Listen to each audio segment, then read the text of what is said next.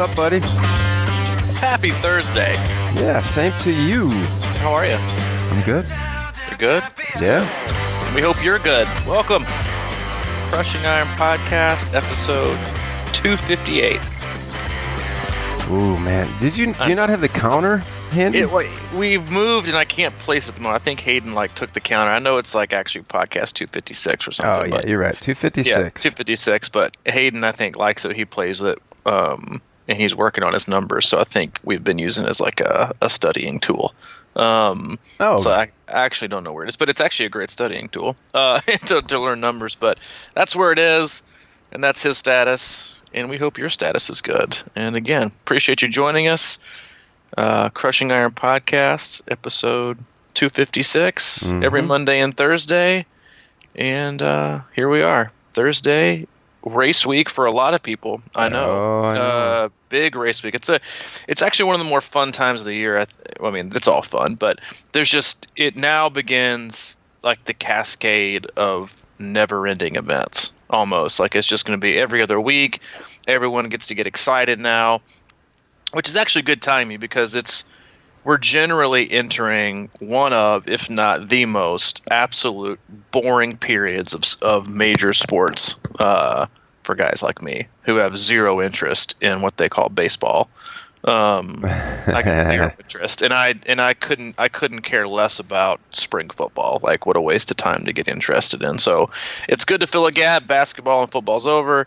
You people who like baseball, have fun. You can kiss sports talk goodbye for the next 6 months. But yeah, it's exciting. Oceanside 70.3 is this weekend. This is on Saturday, and Sunday is Texas 70.3. And then you got Boston Marathon coming in a few weeks, and then you got Ironman Texas, and you've got Virginia 70.3. I mean, Santa Rosa. I mean, we're on. It's fun. It's exciting. Everybody, I think it's encouraging and fun for everybody now to refresh their Iron Track apps, even though we love them and we love to hate them when they don't work. When they do work, they're awesome, and it's helpful and it gets you excited. So if you're racing this weekend, no matter what distance or what discipline, we wish you the best of luck, and let us fill us in on how you do. Yeah. You can't say anymore. Okay. We've had we got some very good constructive feedback on iTunes, and we're not allowed to say the U word that ends with an M anymore. Okay. Yeah, just as a heads up, we're gonna have to find a different word. Maybe we can do like. And maybe no, we can't do like. I know that. We can't do. No. Come on, how are we gonna make people happy? Okay, we're gonna work this out. Or we could go. I got emailed from the Chamber of Commerce down in Galveston. They wanted to know if they could use some of the video from last year in their little weekend advertisement.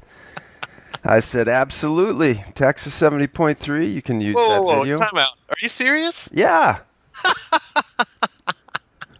You're making it big, dude. You tell them that you could swing down and hit up the local library, we tried to do last year with some of your speaking engagements. You could hit up the local library speaking tour. Public library. Hey man, you laugh at that. I'm still working on it. I told them they could use it if next year they set us up with a beachside condo when we came down, and we'll do it again for them, and they can use the raw video. And it's not like we didn't have a sweet setup last year. We did. We had a sweet setup. We were taken very well. We were taken care of very well by Summer and then her friend, who had that nice place fairly close to the start. So that's awesome. Listen, we've waited a long time to get some traction with any kind of government branch, and the fact that we got the Chamber of Commerce in Galveston knocking at our door, you may start to see a few new sponsored ads from the Galveston Chamber of Commerce. Hey, dollars are dollars, man. Hey, they said they wanted to use it in their weekly promotional series for tourism or something like that, and they sent me a link to it, and I went and looked, and there's 20 people watch those things. So, yeah, the exposure. I should just credit us, and we'll be back next year. Shoot us, give us a few coupons to the local the local Five Guys or something, and we can make our way out there. But yeah, we won't be using that U word that ends the M. We may go Canadian. A? And everything with an A. Or when I lived in Hilton Head, there was a lot of college students from Canada that came down, and I was always confused because they always ended every single statement with basically an affirmation. They were like, "So we're gonna go over to Casey's and have dinner tonight, right?" I'm like, "Well, I don't know. Are we? You just said we're going. Like, are you asking me as a question?" Or it's the old turnaround. It's old turnaround, right? I guess, is that a right with a period or a right with a question mark? And we have some Canadian athletes, right? I'm like, I don't know. It's confusing, but I got topics for today. I'm sure you do. I do. Okay, can I touch on like two just uber quick ones? Yeah. Well, I don't. Which is code for you're never going to talk probably, but I do promise to make these fairly short and concise. Go for it, man. So I had a lot of feedback via email, and some athletes reach out to me with questions and stuff regarding the topic that we had on Monday about training progression and not jumping ahead, and basically, training to a race, not training to where you are in that progression, and jumping ahead and adding on cumulative mileage. And I want to just give, because I think it's hard to grasp, I think, for perfectionists and type A athletes who think that, preparation. I always, when I kind of set this thing up, I'll put podcast number 256, and then I'll just every once in a while I'll put in a fake title. Mm-hmm. And today it was perfection. Why don't you even? We've been doing this for like 3 years, and I didn't even know you did that. Like, where's the communication? Well, I just said that because you just said the athletes are perfectionists, and I thought it was kind of, I mean, that's how we roll. It's how we've done it for 200 and whatever episodes. But so the best analogy I could give you is if you're a parent and you have a kid who is currently struggling in math, and they just don't do very well. But the next year they're supposed to jump up, because the progression is to jump from algebra 2 to calculus. But they just can't get algebra, even though calculus is next year.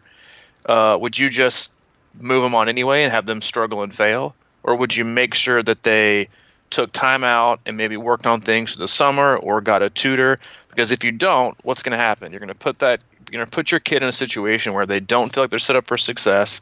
They're going to feel burnt out. They're going to feel dumb, and they're going to end up hating math and feel like they're not good at it. Where the reality is of the situation that maybe it just took them longer to grasp the concepts that you need to in order to move on to the next level. You wouldn't rush your kid, and you wouldn't want them rushed to be able to master specific skills and knowledge they need to go up for the next class, whether it's in school or even in sport. And so think about that in your own right, in terms of how you want to treat yourself, and would it be appropriate, or would you want to see your kid go through that? And obviously that's a mental thing. It's not putting them, I don't want to say at physical risk, even though you can, but it's the same approach. And you need to take the same level of appreciation and attention to detail and acceptance to training the athlete, or training yourself as the athlete, not training to the race or training to the event. And the athlete, and you yourself, the athlete, should be the most important thing. The next thing I wanted to say, we all learn a different way, man. This is true. We all learn a different way, and that's the other thing, is like sometimes it takes people longer to get it. That doesn't mean they're never going to get it.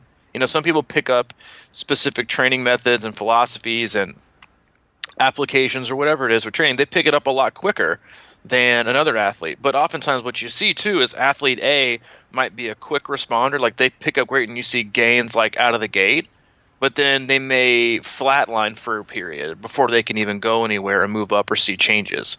Versus another athlete who it may take incrementally longer to see the same gains, but if you start them both at A, they might still both get to Z.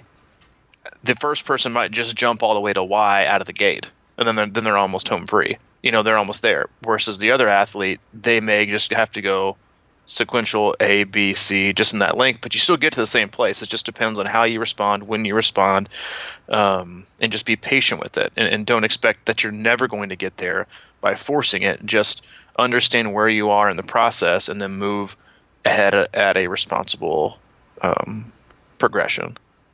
Right. The other thing I wanted to say, and this is just super quick, was because I was thinking about this in terms of myself as a coach. Please, if you're out there and you have a coach, or you're looking for a coach, or you have friends that are looking for coaches, please, please, please, always leave the door open to look to coaches that aren't as fast as you. I think there's this huge incorrect stigma of, to be a really good coach or even a great coach, you always have to have faster times than your athletes, because faster times and better speed means a better coach. And that's how many coaches, frankly, market themselves. It's my time and my PRs, and this is my portfolio. It's based on my results. I know so many coaches out there that are very good triathletes, but have done it for a very long time, and they've either put their training on hold, or they just never really went to that next level. But they train athletes who are insanely faster than they are. And I know it might be kind of a hard concept to grasp, but I was thinking about this just in the course of myself and my training. Is I know for this year for sure, I'm going to have many athletes that surpass anything that I've ever done, personally. And first of all, I'm 100% okay with that. I actually love it. Like I've got 2 athletes that are going to do Boston in a few weeks, and I wouldn't be surprised if one of them ran under 245 or 240, and the other one ran under 255 as a 50-year-old. Things that honestly right now I can't even fathom ever doing. But the point is that great coaches and good coaches, it has nothing to do with their athletic ability. It's what they know, it's how much they've worked, it's their experience, it's their knowledge, and then the most important, it's how they deliver it, and can they get it across to you in a way that's beneficial for just you. So there's a million ways to mix and match yourself with appropriately for a coach, but don't look to their race results, because that's indicative of them and their life and their ability. It has nothing to do with you. So I'm not talking about look to me. I'm talking about just be open in general to look to coaches who you think, they're not faster than me. That means nothing, because the greatest coaches in sports coach athletes that are way faster than, or way better, or more athletically talented than they ever even thought about being.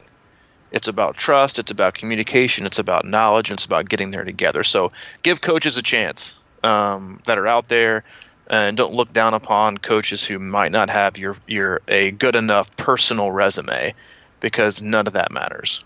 So just give other coaches out there a shot. I think it's important. I think I'd be hard pressed to find any awesome. Well, there's going to be some, I suppose, but great coaches in history that were like phenomenal athletes. Think about Nick Saban. You think he was a great football player? He's probably a good one. You think? I mean, I don't know. I have no idea. He's like 5'5". Nick Saban. I could care less about Nick Saban after he screwed the Dolphins. But he, he probably. But he's more focused decent, on like decent college level maybe, or something like that. But yeah, but he's focused on coaching, and that's what I mean. That's the beautiful thing about what you're saying right here, is that you've actually. It sounds to me like you've shifted your energy into coaching more so than the training, perhaps. I just love it. And I mean, I love being a part of this journey with athletes, and I have, quite a few of them, obviously, and I just want to see them succeed. And I love it, and I love what I do. And it fills me up. I still train, and I'm still active, and I still plan on competing. I'm definitely not retiring. I'm not in that mode. Well, that's very mature. But it's just, I enjoy, and I want the athletes that I work with to end up being faster than me. Like, I truly do want that, because I could care less about my ego. I want them to reach their potential. If that means waxing me in a race, then have at it. Yeah. Because my job isn't to protect my ego or protect my race results. It's to bring the best out of you. And what would you rather do? PR yourself or be a part of working with athletes who go out and do things that they never thought they could possibly do and be a part of that, to compound those over and over again. It's just exciting. I mean, it gets me pumped about this weekend and all the races coming up. But yeah, that was just a general, we don't have to go into a huge long diatribe about it, but I just wanted to bring those two things up because I do think it's important for athletes that are out there looking at coaches that, personality, communication, knowledge, and experience. Like, those are the things you should look at. Not because look at this. Hey, see, here I go. Gosh, I'm the worst. I am the kickback worst. Right?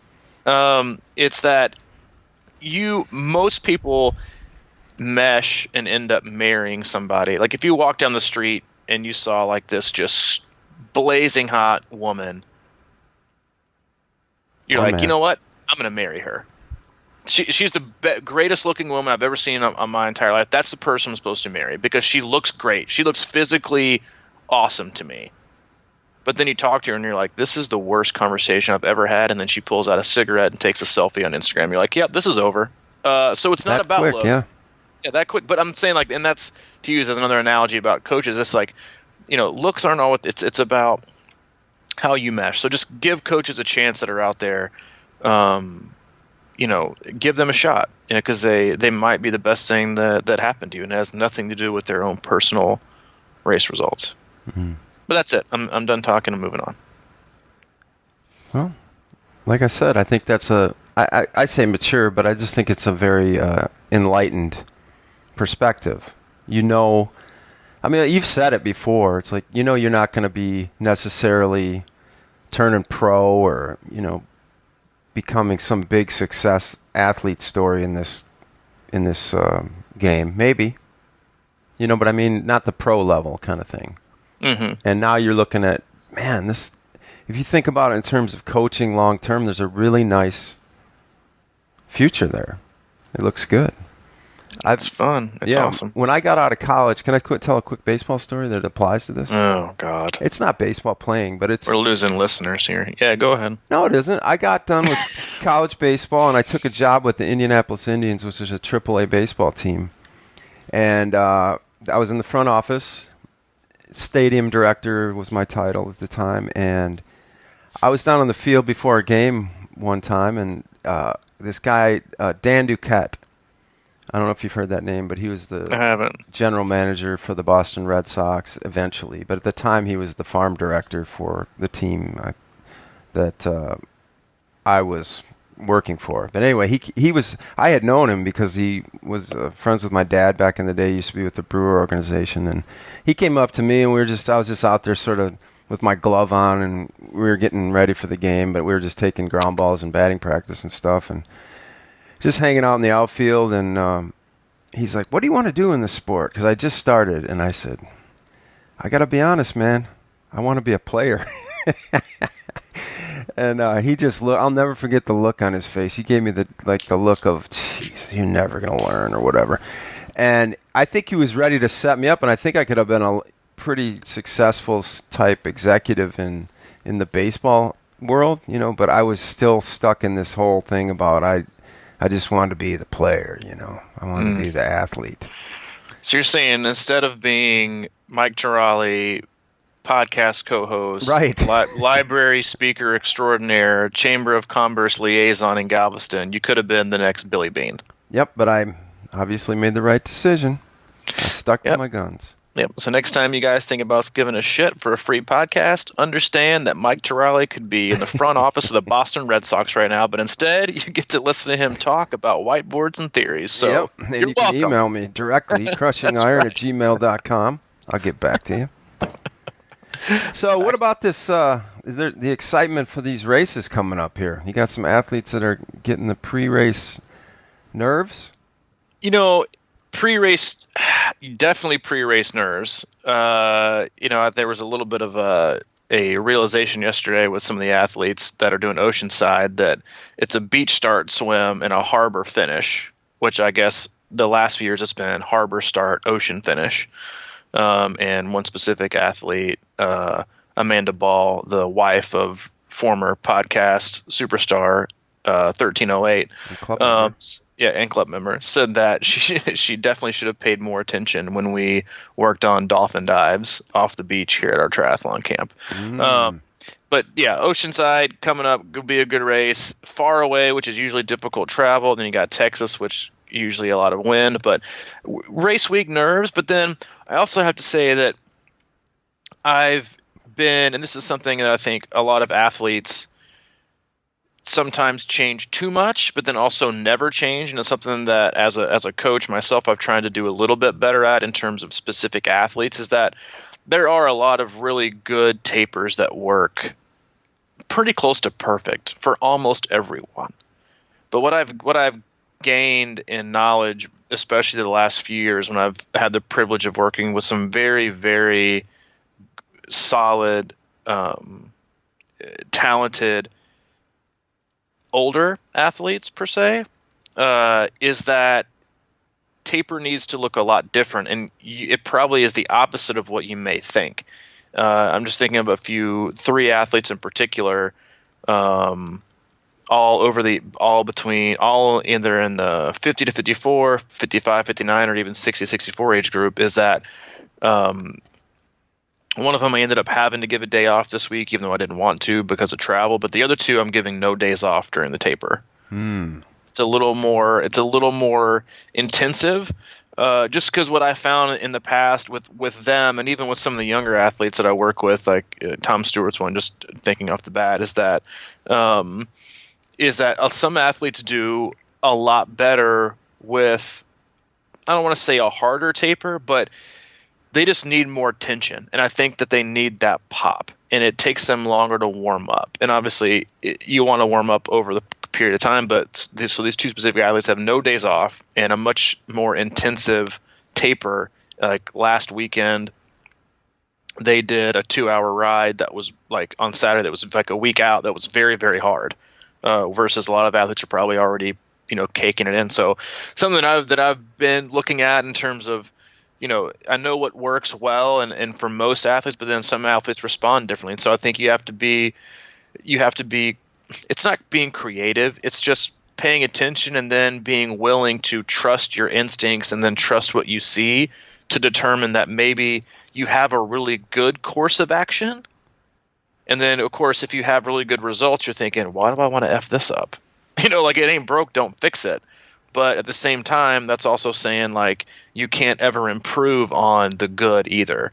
And so one of the things I've been looking at with certain athletes, and depending on how their training has gone, again, it's also dependent on how their training has gone, how consistent they've been, and how I've seen things work in the past, is that they may need a little more during their taper. Which is probably like horrible news for a lot of athletes because they already tell them I don't give them enough of taper. But is race week is no days off, and there just is no days off. And they do better with it. And I have seen, and to be honest, I feel like this is one of the best peak to taper phases that I've been a part of with specific athletes, that I feel like, because I think a lot of times you feel like you nail it, you nail the peak and the peak phase and you nail the taper, but this is one of the first times I feel, and honestly I feel this way with some of the athletes going to Boston, is that like, man, I feel like we nailed it. And I don't ever really say that out loud just because that's not generally the way that I communicate, but I just feel like I nailed it. And I feel like we nailed it. And I could give a lot of credit to the athletes that are doing it, and they're all healthy and ready to rock. But I just think that you have to be confident as a coach and as an athlete too, if you're self-prescribing your taper, is just kind of not be afraid to twist things up or to change things for in the pursuit of being responsible and not doing anything stupid, but then maybe it'll be better. And you know what? And if it ends up being terrible and they have crappy races, and then we look back and think, maybe this was bad. The thing is, you probably can't even blame it on the taper. You just can't. That's what I was going to say. Just a bad day. So again, it's like there's so much you can take in like a microscope, or the view from the sky. It's like the 30,000 foot view or under the microscope. It's like you really can't jump to conclusions. You just have to be willing to tweak and listen, and then and then see how it goes, and then communicate. How are you feeling? Basically every day, like it's an annoying text. How are you feeling? How are the legs? How are you feeling? How are the legs?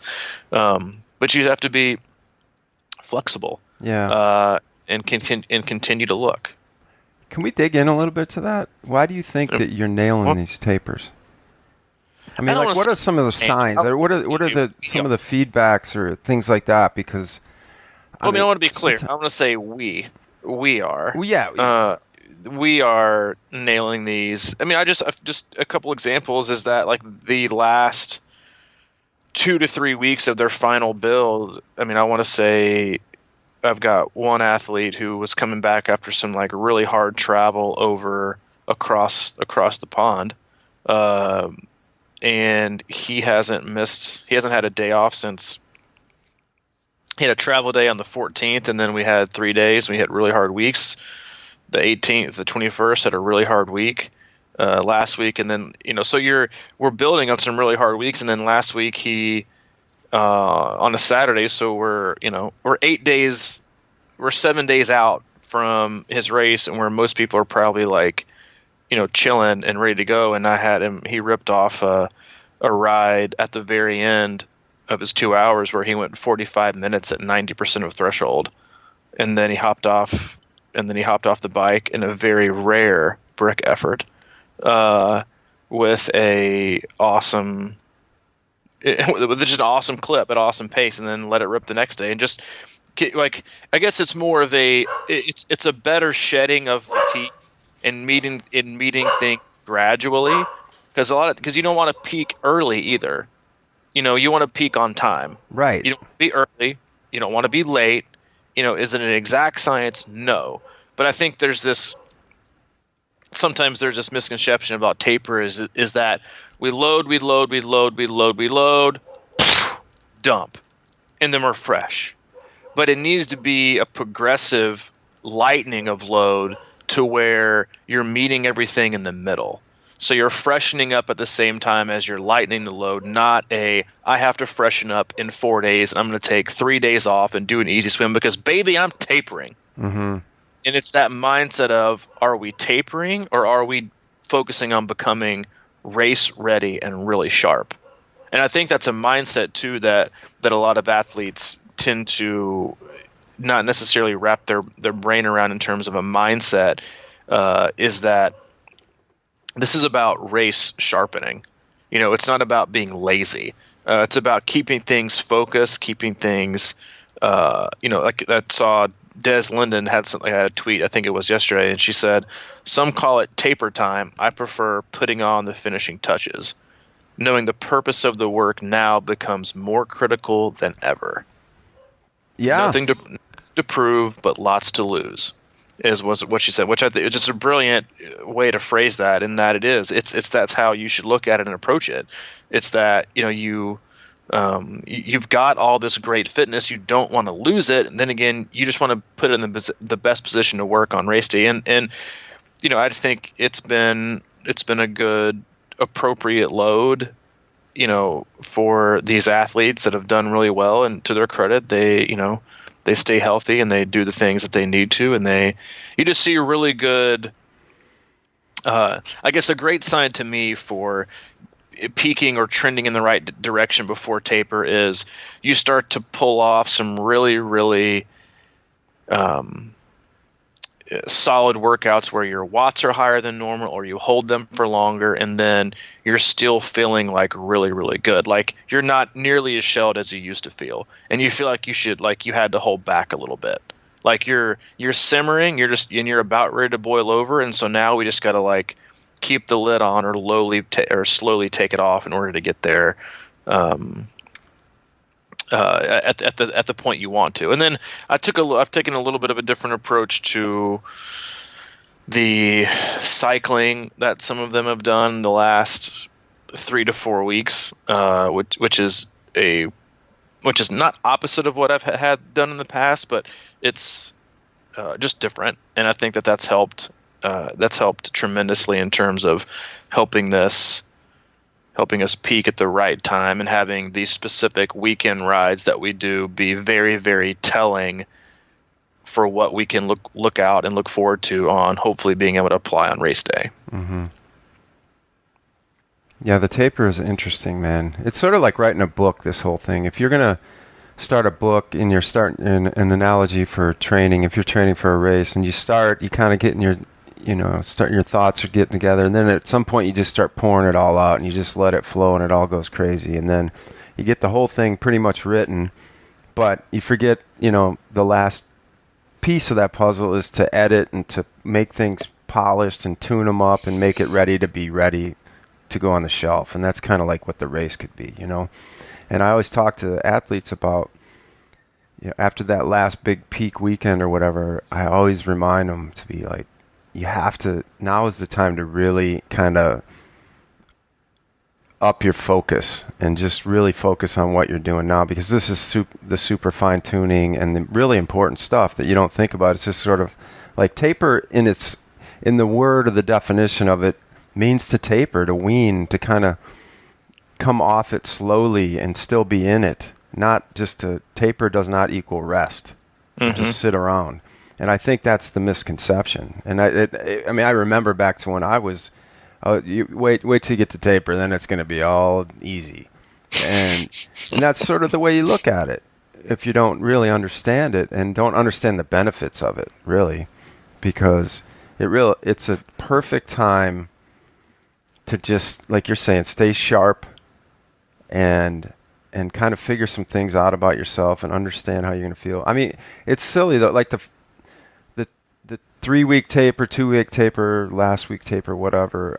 I don't know, man. Like, I can tell if I've tapered well if I'm walking around the race venue on Friday or whatever, and I just feel this crazy bounce. Or, a day before the race or whatever. I feel fatigued a little bit up to that point, and I'm like, man, I don't know if I'm ready to race. And then all of a sudden one day, the day before or 2 days before, I kind of walking around town at the expo or whatever, and I just feel this sort of, horse ready to get out of the gate kind of feeling. And you have to really trust that process, because if you're not feeling that way 3 days before your race, you could really be, it's easy to get kind of bummed because you don't think you're ready or whatever, you're too tired, but it can just flip in like a day or two and change the whole attitude.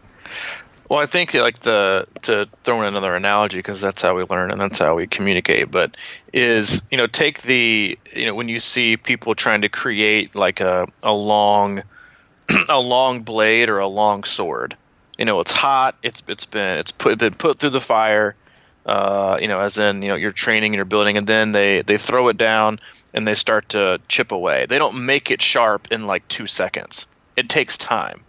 And it takes time to get it to where exactly you want it to go.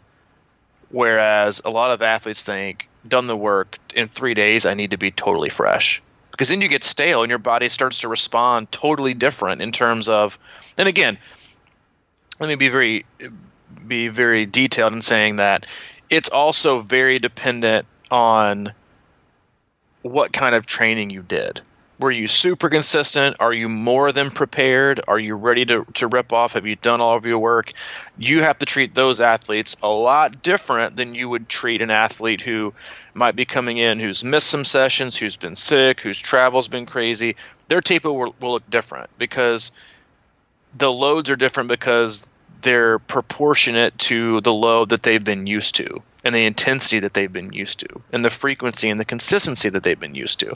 So those are different. But if you take an athlete who's been really consistent and put in a lot of work and done things the right way, and they are totally healthy and they're not sick and they're not showing signs of fatigue or mental and emotional burnout, and they're just really kind of chomping at the bit, you want it to, like, just like the sword, you want to slowly chip to where you're ready to slice and dice on race day, not create it overnight. Because if you take super lazy, like 2 or 3 days off, and you have that mentality, I'm just getting fresh. No, you're not. You're getting stale. And your body has now decided, you know what? Now it's time to recover. Now I'm in this recovery mode. Let's repair everything, and I can just kind of shut things down. I don't need to hold as much tension. And those are things that you're going to need and want to have on race day. And you just don't want to neglect this machine.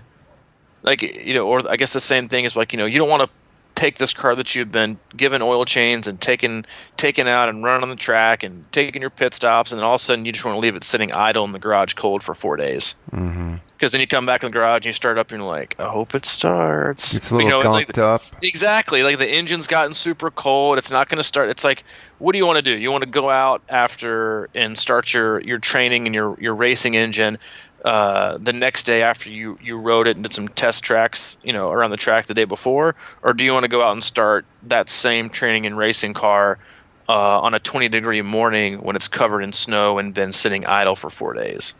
I think I'll choose the previous one. And that's how you have to look at tapering. I want to keep my body alive and responsive and ready and keep tension to where I need to. I don't want to feel, especially for a race that's like a distance of a 70.3, because yes, you're going to have lots of athletes who do it and who complete it and whose number one goal and objective is to finish, and they approach it cautiously because it is a daunting event and a daunting distance.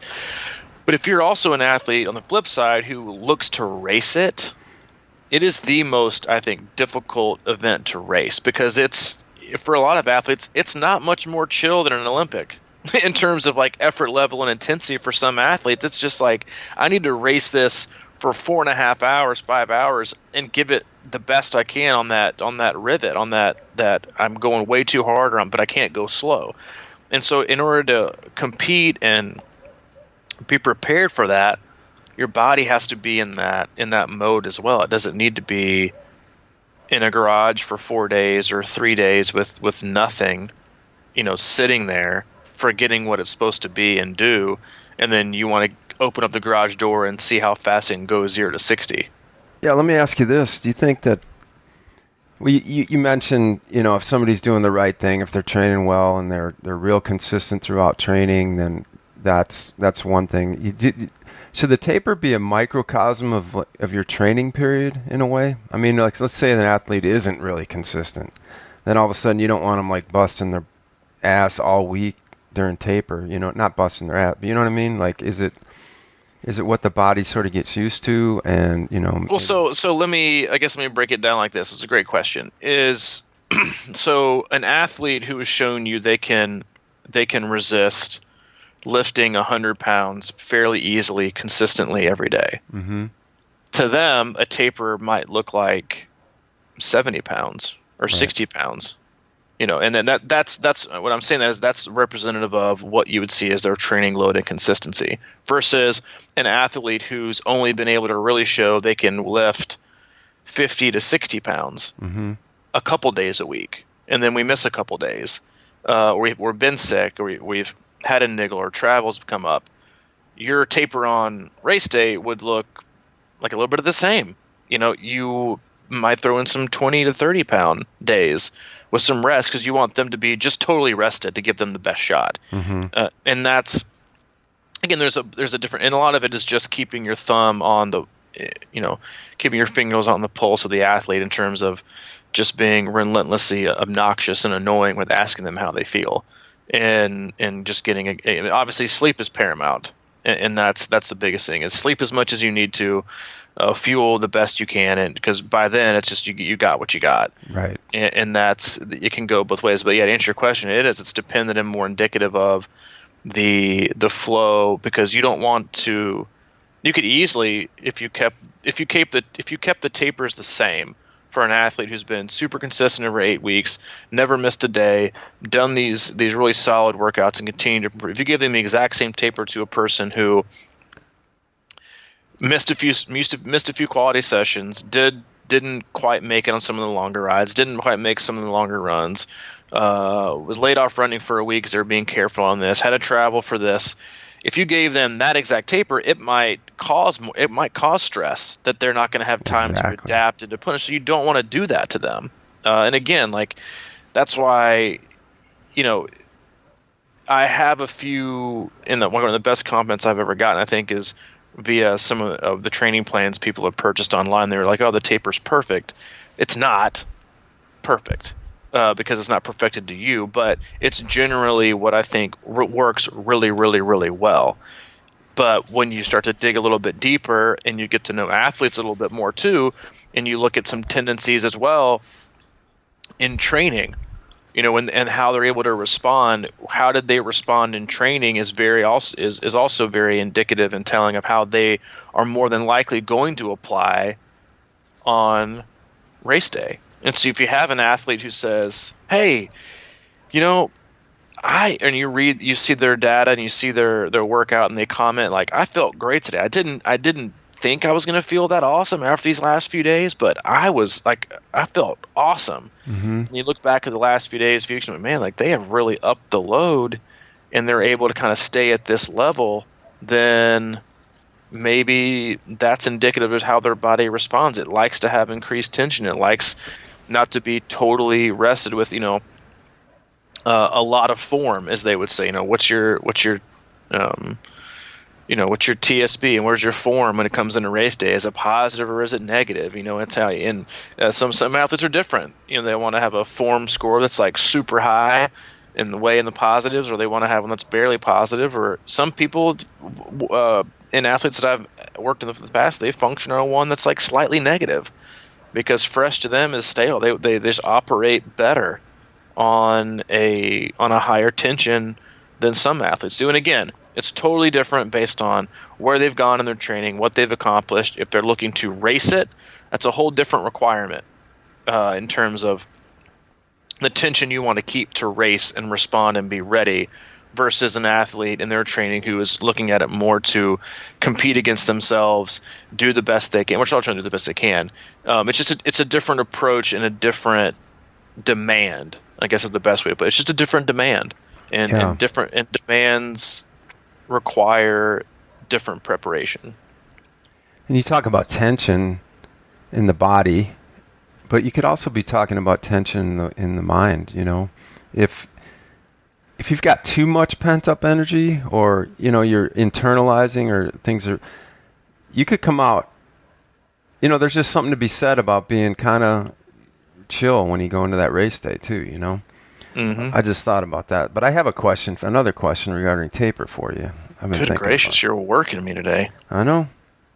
All right, so what about training through a taper? If you're going into, if you're training for, say, a half or a full as your A race, and all of a sudden you want to throw in a sprint or an Olympic, got any general thoughts on that? On training through? Yeah, like if you have an Olympic, and like how you don't necessarily want to go full on taper, maybe. You just sort of want to look at that race. If you're doing a sprint or Olympic, you need like 4 days. Right, but that's max. The week of I'm talking about. Oh, okay, week of, yeah. Yeah, the week of. How do you adjust that? Do you typically adjust that? Let's say there's an Olympic, and then maybe the next week they're going to go into a high volume week on their other main plan.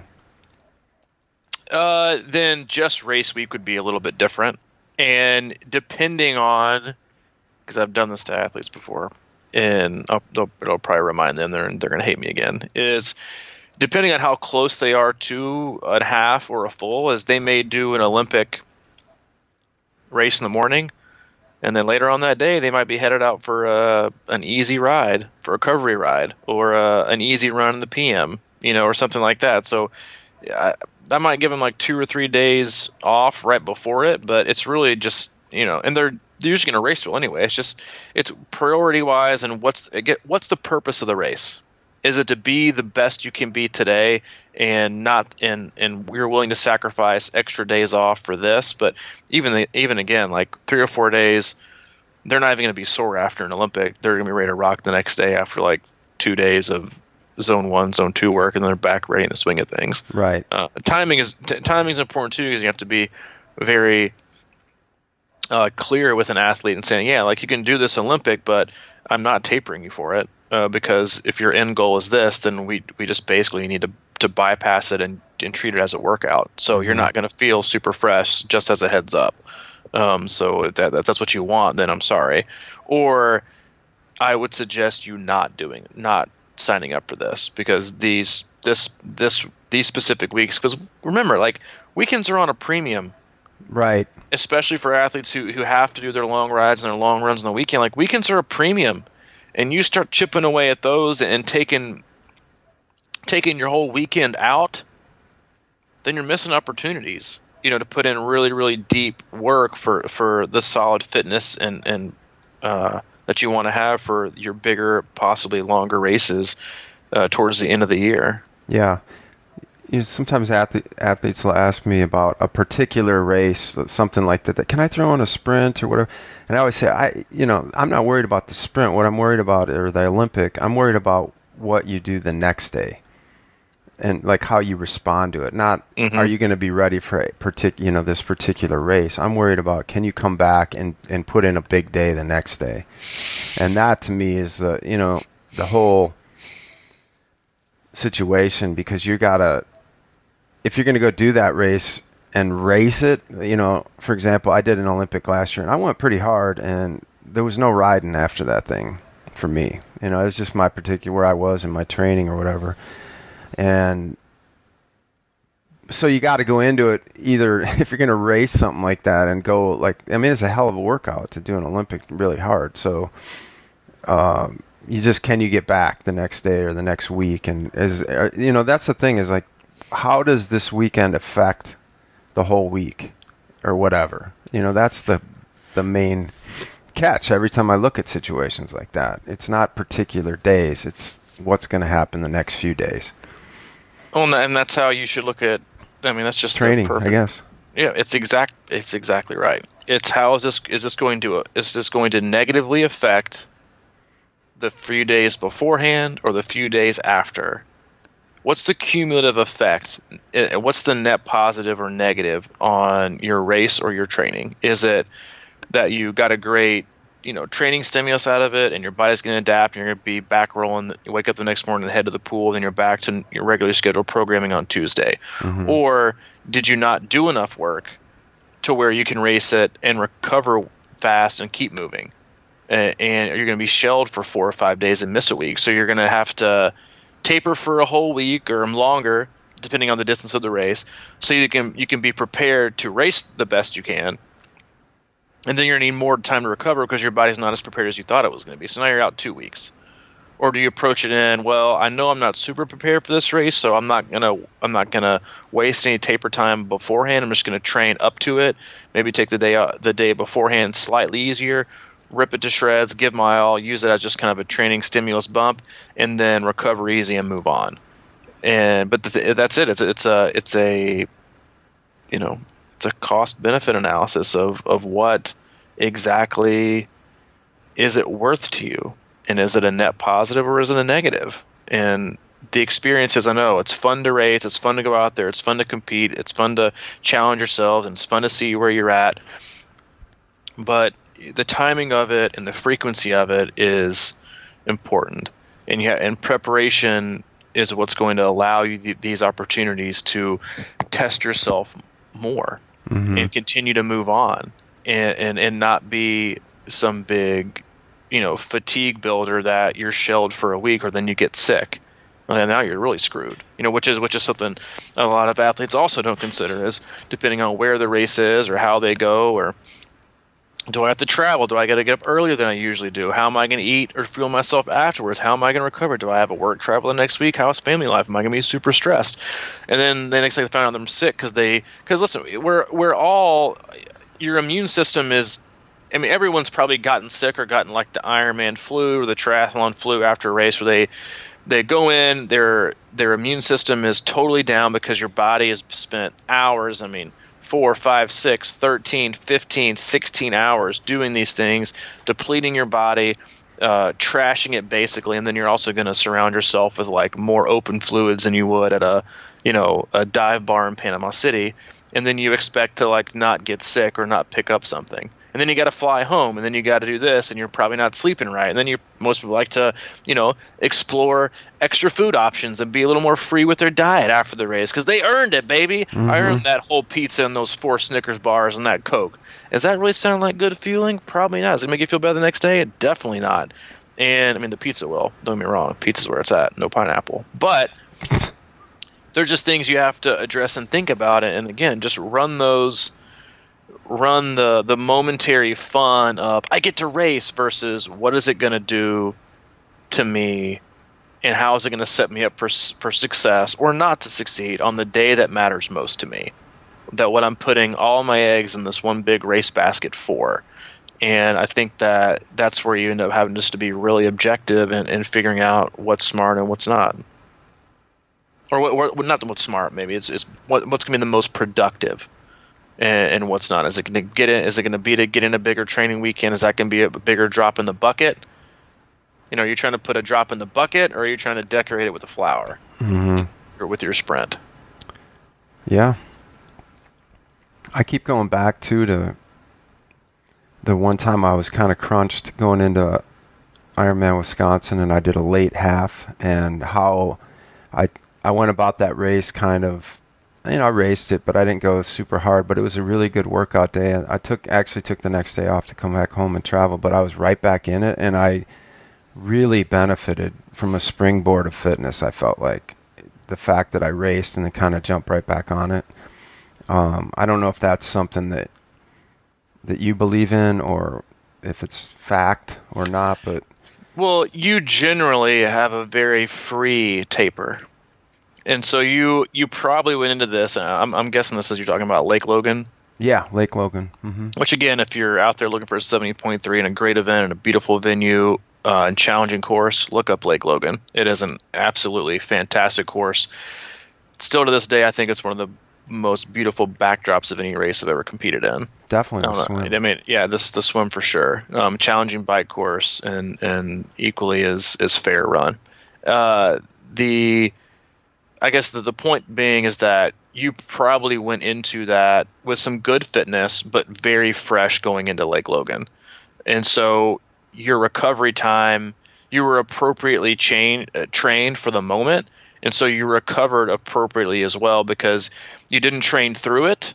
Because if you train it, your stress is high, your accumulative fatigue high, and then you're compounding it to where you're just going to be toast and need 2 weeks to recover. Because I mean, everything's connected. It's not like you started from scratch and started from zero. It's all connected. Mm-hmm. And so if you had trained right through or trained up to it, you probably would have came out of that race totally shelled, and it would have ruined the next 2 weeks, which ended up being 2 of the most important weeks. Right. Because you came into it fresh, you could attack it fresh, you weren't as sore because your body had those reserves back in it from your taper that it needs to attack a race appropriately and not dig as much of a hole. So you brought your hole more to level ground, dug it a little bit, but not so deep on race day that it was going to take you 2 weeks to fill it back up again. Mm-hmm. And so you could use that as your benefit. And a lot of times that's the rub between athletes choosing or wanting to train through a race and being prepared or not being prepared for it. It's the weeks before. It's the big picture. It's the 30,000 foot view. It's not the, how is this going to affect the next 2 or 3 days? Mm-hmm. And it's all, again, it's all cause and effect. It all connects and touches each other. Mm-hmm. That's beautiful. Whew. Man, you worked me hard today. I know. As if I didn't talk enough this last weekend. You got me burning rubber today. Yeah. I'm going to put this podcast out eventually. I'm going to have to go back through and beep out all the ums. Yeah. Would you rather have ums or beep outs? Maybe if we said om. Yeah. So. Yeah. Special shout out to our favorite listener, HGFDGA. KOM space GFF. Oh. We hear you loud and clear. We love you. We show no affiliation with politics, so I can make no comment. But we love you, and keep coming back. We'll keep working at it. Keep coming back, right? Just keep showing up. But no, good luck to everyone racing this weekend, regardless of the distance, regardless of the discipline. If you are training and you got a race coming up, stay smart, have fun, stay healthy. We'll be back next Monday, as usual, with less ums and probably some good race recaps from the weekend. And if you want to check out the rest of the things we do, you can go to www.com, or you can head over to our actual website, crushingiron.com, where we have more info on all the things that we do with the podcast, videos, some analysis, our blog, training and coaching packages and our club. And as usual, if you want to reach out to Mike in your local area Chamber of Commerce, wants to utilize some of our videos, you can reach out to him, crushingirongmail.com or c26chamberofcommerce@gmail.com. You can also reach out to me. Public Library Systems. You can reach out to me, as always, with any questions, comments, or constructive feedback and criticism. c26coach@gmail.com. Yeah. Look, if you want me to come speak at your library, I work cheap. I'll come speak to the group. We can almost pick any topic. It can be triathlon or whatever you want. Gas money, maybe a place to crash, and I'll be up there. He's a cheap date, I can tell you that. I hear you, man. All right, so what else? That's about it, I guess. That's it. We got a camp coming up. Pretty excited about that. Yeah, we do. May. It's almost here. Yes, it is. All right, well, everybody train. If you're in your taper, you're not going to get much faster, but you can get slower. This is true. Very well said. Thank you. We will talk to you on Monday. Oh, hey. Forgot. Keep an eye out we're going to be dipping in some squad casts. That's right. Goes out on what, squad Sunday? cast is coming out Sunday. We're going to call them Squad Cast Sunday. Or it's not our first in a while. First of this year, in a while. Yeah, we're going to try and make these more regular, sort of a Sunday morning with your coffee. You can listen to one of our athletes and tell their story and what they're going through and how they got into it and struggles, success stories, all that kind of great stuff. We start this Sunday with Matthew Dickinson. Matthew Dickinson. Great guy from up there in Brainerd, Minnesota. Great guy. And a great lesson on don't judge a book by its cover. Yeah, he's got some good stuff. He does have some good stuff. So you'll enjoy that from lessons and experiences from the common folk. Common folk. He's far from common, man. That's right. Well, we are common. All right, everybody. Have a great weekend. See you, dude. See you.